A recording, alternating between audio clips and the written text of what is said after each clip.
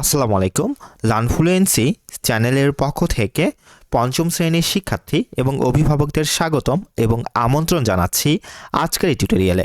আজকে আমরা আলোচনা করব তোমাদের বাংলা বইয়ের পাঠ ৯ টুকটুকো চিকু এই গল্পের অনুশীলন থেকে তোমাদেরকে যত রকমভাবে প্রশ্ন দেওয়া হয়েছে এই ক্লাসে আমরা সবগুলির সমাধান বা উত্তরগুলি করে ফেলব।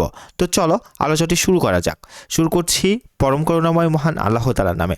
তো গল্পের শুরুতেই আমি তোমাদেরকে একটু মূল ভাবটি দেখিয়ে দেই, তাহলে বুঝতে খুবই সহজ হবে। এরপর আমরা পর্যায়ক্রমে সবগুলো প্রশ্নের উত্তরগুলি করে ফেলব।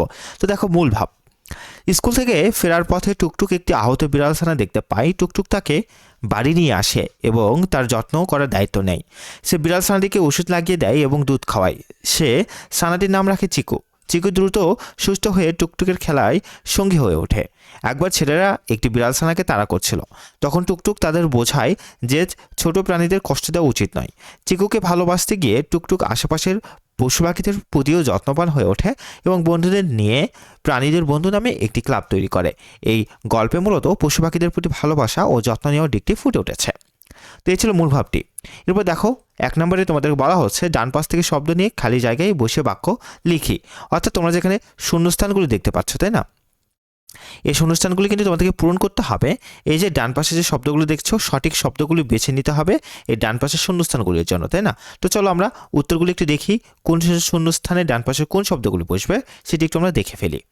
তো দেখো ১ নম্বরে ক নম্বরে দেখো মনে তার আনন্দের জোয়ার বইছে। তার মানে শূন্যস্থানে কিন্তু বসবে আনন্দের জোয়ার, ডান পাশে থেকে শব্দটি বসবে হচ্ছে আনন্দের জোয়ার। খ নম্বর বলা হচ্ছে টুকটুকের মুখটা হাসিতে ঝলমল করছে। তার মানে শূন্যস্থানে কিন্তু বসবে ঝলমল। গ ছানাটি ভয়ে জড়সড় হয়ে কাঁপছে। তার মানে শূন্যস্থানে কিন্তু বসবে জড়সড়। এবার ঘ নম্বর চুটি ভাতির আনন্দ উচ্ছ্বাসে যোগ দিল চিকু। তার মানে শূন্যস্থানে কিন্তু বসবে আনন্দ উচ্ছ্বাসে। এবার ম নাম্বার দেখো সে ছানাটিকে আলতো করে কোলে তুলে নিল। তার মানে শূন্যস্থানে কিন্তু বসবে আলতো করে, তাই না? এরপর তোমাদেরকে কিন্তু প্রশ্ন দেওয়া হয়েছে। আচ্ছা, এই যে ২ নম্বর প্রশ্ন উত্তর বলেও লিখি, তাই না? তো চলো আমরা প্রশ্ন উত্তরগুলো একটু পর্যায়ক্রমে দেখে ফেলি।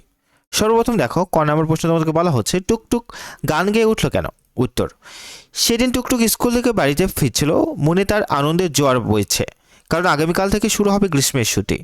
২ দিন পর মামাতো ভাই বোনেরা আসবে তার বাড়িতে। কি যে মজা হবে ভেবে খুশিতে ঝলমল করে উঠে টুকটুকের মুখটা। টুকটুক ভাই তাই মনের আনন্দে গান গাইতে শুরু করে। এবার খ নম্বর প্রশ্ন বলা হচ্ছে টুকটুক কোথায় বিড়াল ছানাটিকে দেখতে পেল? উত্তর দেখো, বাড়ির কাছাকাছি এসে টুকটুক হঠাৎ মিউ মিউ শব্দ শুনতে পেল।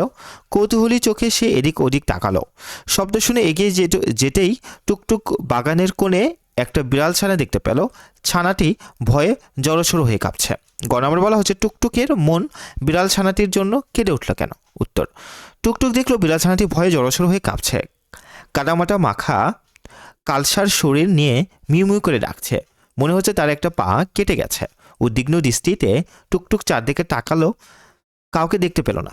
টুকটুক একাই বিড়াল ছানাটির দিকে এগিয়ে গেল এবং জিজ্ঞেস করলো বিড়াল ছানাটি ভয় পেয়েছে কিনা। অবলা প্রাণী কথা বলতে পারে না, কিন্তু তার চোখে দেখে মনে হলো তাতে পানি জমেছে। বিড়ালের চোখের সেই পানি দেখে টুকটুকের মন বিড়ালটির জন্য কেঁদে উঠল, তাই না? এরপর ঘটনা বলতে আমাদের বলা হচ্ছে টুকটুক কিভাবে বিড়াল ছানাটির যত্ন নিল? উত্তর, টুকটুক বাগানের কোণ থেকে আহত একটি বিড়াল ছানাকে কোলে করে নিয়ে আসে। আর্তনাদ ছানাটি কাঁদছিল, তাই না? মানে আত্মস্বরে আর কি ছানাটি কাঁদছিল। টুকটুক মায়ের কাছ থেকে অনুমতি নিয়ে ছানাটির যত্ন নেয়। সে প্রথমে নরম তোয়ালে দিয়ে বিড়াল ছানাটির গা মুছিয়ে দিল। পায়ের কাটা জায়গাটা পরিষ্কার করে ওষুধ লাগিয়ে দিল। টুকটুকের মা একটি ছোট পাত্রে দুধ দিলেন। বিড়াল ছানাটি ধীরে ধীরে দুধ খেলো। একটু পর টুকটুকের কোলে বিড়াল ছানাটি ঘুমিয়ে পড়ল। এরপর দেখো নম্বর এখানে কিন্তু, আচ্ছা এখানে ক খ গ এটা কিন্তু ঘ হবে, তাই না? আচ্ছা, এটা একটা প্রশ্ন ২ বার আসছে। আমরা নম্বর প্রশ্ন দেখি। অন্য পশু পাখির যত্নে টুকটুক কি করত?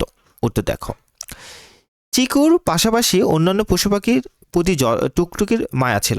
একদিন রাস্তায় কয়েকটা ছেলে একটা বিড়াল ছানাকে তাড়া করছিল। টুকটুক দৌড়ে গিয়ে তাদের থামায়। বিড়াল ছানাকে উদ্ধার করে সে মাঠে নিরাপদ জায়গায় নিয়ে আসে। এরপর থেকে টুকটুক আশেপাশের অন্য পশু পাখির প্রতিও বেশ যত্নবান হয়ে ওঠে। পাখিদের জন্য টুকটুক প্রতিদিন জানালার ধারে এক মুঠো ভাত রেখে দিত।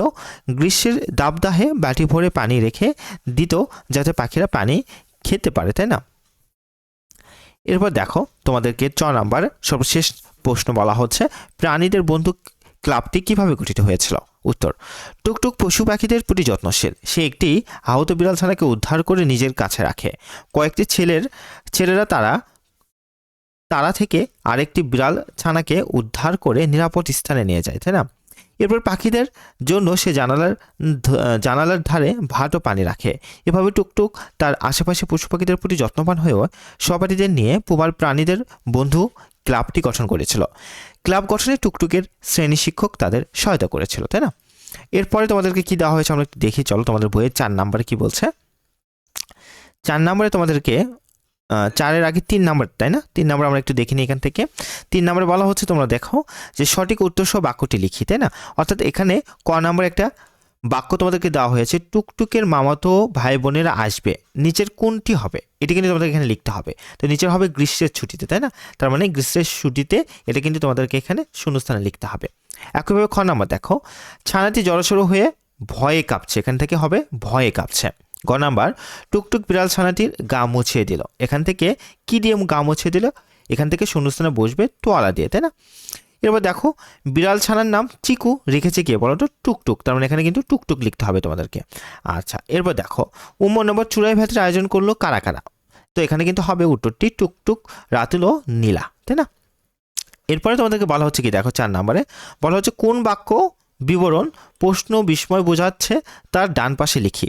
অর্থাৎ কোন বাক্যটা কীরকম ধরনের বাক্য, সেই ধরনটা তোমাদেরকে লিখতে হবে, তাই না? তো আমরা দেখি উত্তরটি কি হবে, চলো। 4 নম্বর প্রশ্ন উত্তরটি।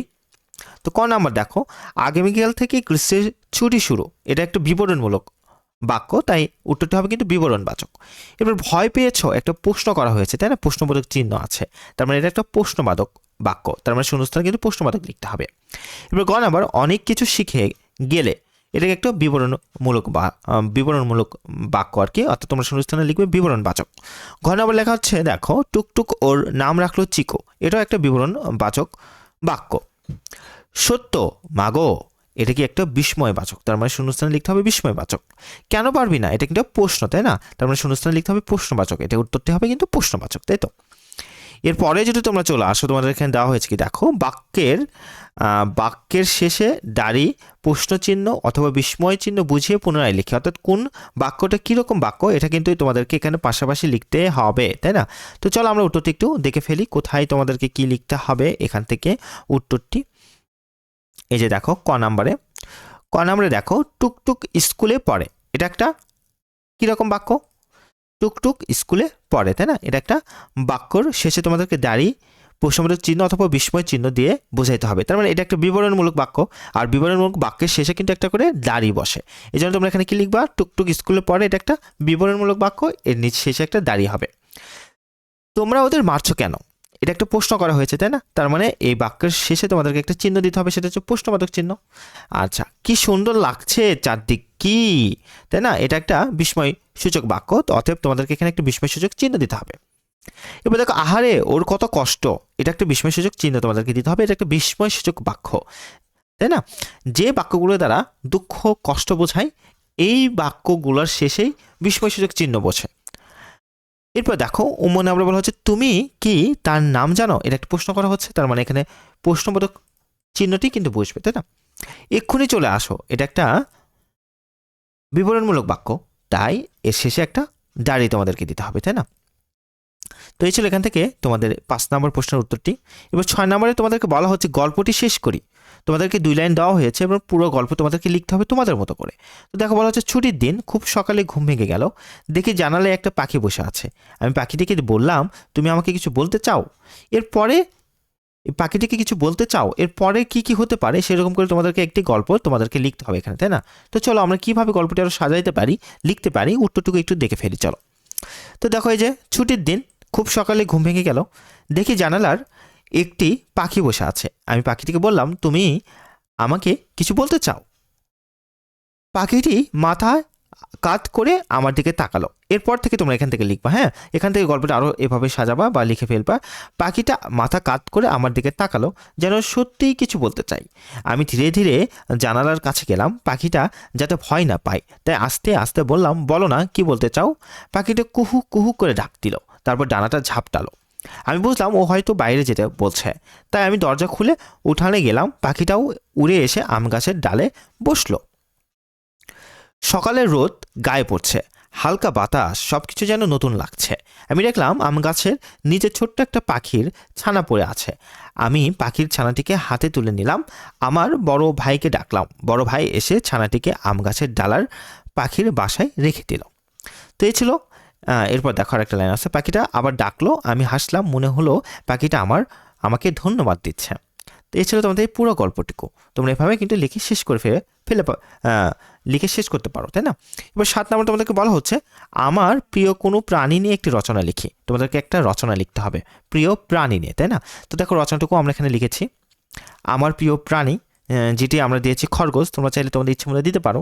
তো যেখানে একটা ভূমিকা থাকবে রচনার শুরুতে, মানুষের শখের বশে এবং মনের আনন্দে তার প্রিয় কোনো প্রাণী পোষে। মনের আনন্দের জন্য কোনো প্রাণী লালন পালন করলেই তাকে পোষা প্রাণী বলে। তেমনি আমার একটি পোষা প্রাণী হলো খরগোশ। এবার দেখো বর্ণনা, এই খরগোশ সম্বন্ধে একটু বর্ণনা। খরগোশ আমার খুব প্রিয় একটি প্রাণী। খরগোশের লম্বা 2টি কান থাকে, লেজ ছোট হয়। খরগোশের পেছনের পা 2টি বেশ লম্বা, সামনের দাঁত 2টো তুলনামূলক বড় হয়। খরগোশ লাফিয়ে লাফিয়ে চলে। খরগোশের নরম লোমশ দেহ এবং তার লাফিয়ে লাফিয়ে চলা আমার বেশ ভালো লাগে। খাদ্যাভ্যাস ও স্বভাব, খরগোশ খুব নিরীহ প্রাণী। এরা দেখতে সুন্দর, এরা তৃণভোজী, তাই কচি ঘাস, লতাপাতা, শস্য দানা, গাজর, মূলা, শশা, খড়কুটে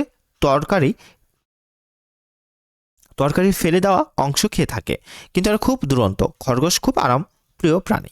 উপসংহার, প্রিয় বলেই খরগোশটি আমি যত্ন রাখতে চাই। তাই স্কুলে গেলেও ওর জন্য চিন্তা হয়।